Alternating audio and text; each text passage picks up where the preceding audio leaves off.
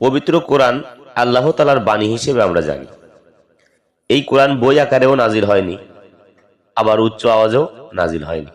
নাজিল হয়েছে হুজুর সাল্লাল্লাহু আলাইহি সাল্লামের জবান মোবারকের মাধ্যমে। সুতরাং নবীজির জবান মোবারক বাদ দিলে কোরআনের অস্তিত্বই থাকে না।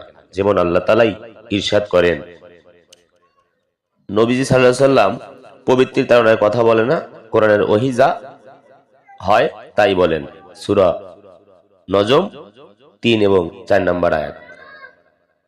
উক্ত আয়াতের লক্ষণীয় বিষয় যে আমাদের নবী সাল্লাল্লাহু আলাইহি সাল্লাম নিজ থেকে কোনো কথাই বলেন না যতক্ষণ আল্লাহ তাআলা বলতে না বলেন, অর্থাৎ আল্লাহ তাআলার কথাই নবীজি বলেন। পবিত্র কোরআনে আল্লাহ তাআলা আরো ইরশাদ করেন, উহা মহিমান্বিত কোরআন যা লৌহে মাহফুজের মধ্যে লিপিবদ্ধ ছিল।